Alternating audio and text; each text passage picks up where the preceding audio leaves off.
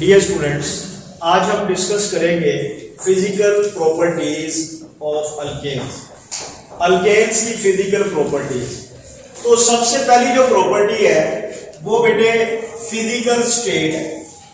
Physical state तो बेटे आपने याद रखना है कि ऐसे अल्केन जिनमें कार्बन 1 से लेके कार्बन 4 तक कार्बन एटम्स की तादाद होती है वो कलरलेस,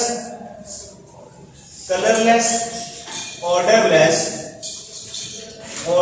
वो बेटे क्या है, गैसेस। क्लियर हो गया?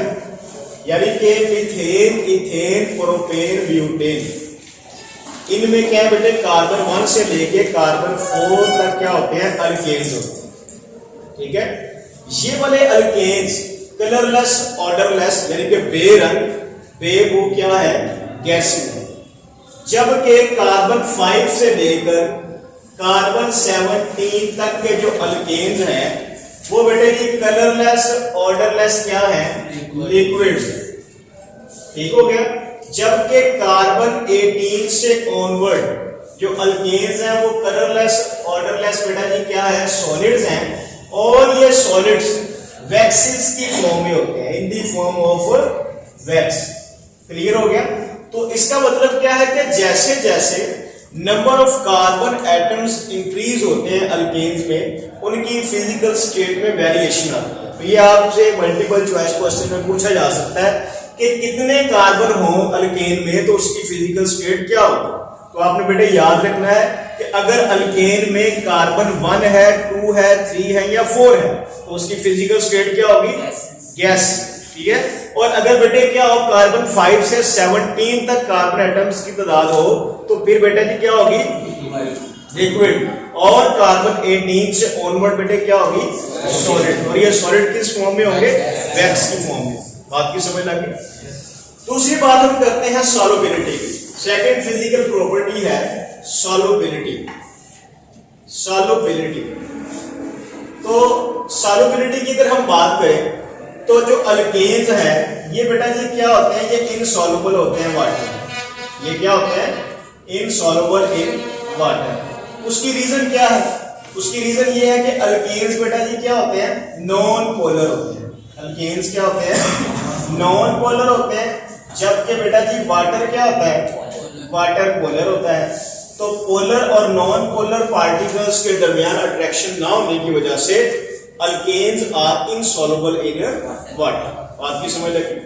इसी तरह बेटे they are soluble in non polar solvents. Soluble in non polar solvents. अब नॉन पोलर सॉल्वेंट्स बेटा जी कौन से हैं? For example CCl4 carbon tetrachloride है, जैसा कि बेटा जी क्या है, बेंजीन है, एटसेट्रा।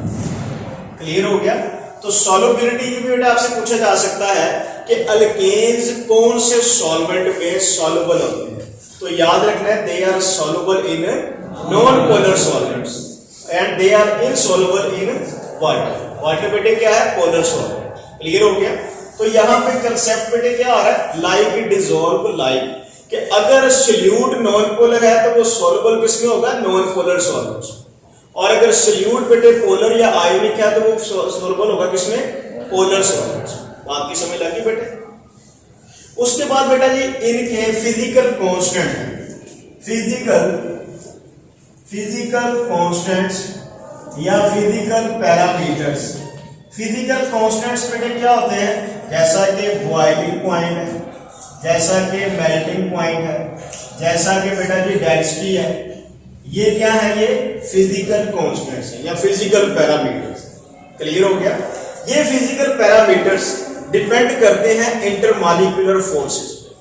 तो याद रखना है बेटे कि जो बॉइलिंग पॉइंट है, बॉइलिंग पॉइंट इंक्रीज होता है अगर कार्बन एटम्स की तादाद क्या होगी, इंक्रीज होगी। एक जैसे जैसे कार्बन एटम्स इंक्रीज होते जाएंगे वैसे वैसे अल्केन्स का बॉइलिंग पॉइंट भी बेटे क्या होता जाएगा, इंक्रीज होता जाएगा। बात की समझ लगी?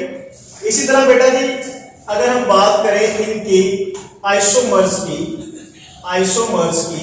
तो आइसोमर्स में सपोज करते हैं कि हमारे पास क्या है बेटे, एन ब्यूटेन और बेटा जी क्या है, आइसोब्यूटेन। एन-ब्यूटेन और आइसोब्यूटेन ये दोनों बेटे क्या है, चेन आइसोमर्स। चेन आइसोमर्स कौन से होते हैं, ऐसे आइसोमर्स जिनमें बेटे मॉलिक्यूल्स का मॉलिक्यूलर फार्मूला क्या हो, सेम हो, लेकिन उनकी स्ट्रक्चर में चेंज आए। किस वजह से, चेन में कार्बन एटम्स की डिफरेंट अरेंजमेंट की वजह से। बात की समझ लगी। तो एन-ब्यूटेन में क्या होता है बेटे, 4 कार्बन एटम्स जो हैं वो स्ट्रेट चेन में अटैच होते हैं, ये एन-ब्यूटेन है। और इसका बेटे बॉइलिंग पॉइंट होता है -0.5 डिग्री सेंटीग्रेड। क्लियर हो गया। जबकि आइसोब्यूटेन में बेटे क्या होता है कि जो स्ट्रेट चेन है उसमें 3 कार्बन और एक बेटे ब्रांच बन गई है। इसका बॉइलिंग पॉइंट क्या होता है, -0.11 डिग्री सेंटीग्रेड, सॉरी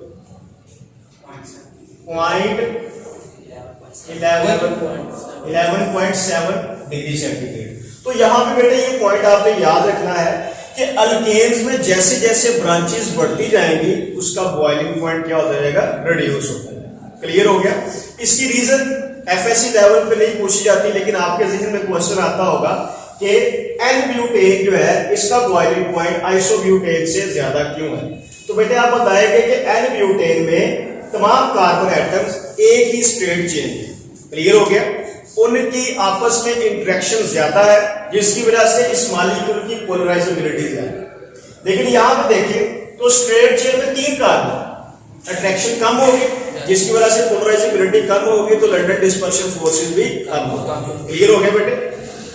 तो बॉइलिंग पॉइंट में भी क्या आ जाएगा, डिफरेंस आ जाएगा। मेल्टिंग पॉइंट बेटे, अगर मेल्टिंग पॉइंट की बात करें तो मेल्टिंग पॉइंट बेटे इंक्रीज होता है मोलर मैस के इंक्रीज होने से। मोलर मैस इंक्रीज होगा तो मेल्टिंग पॉइंट भी क्या होता जाएगा, इंक्रीज होता जाएगा। क्लियर हो गया बेटे। फास्ट ऊपर वाला पढ़े।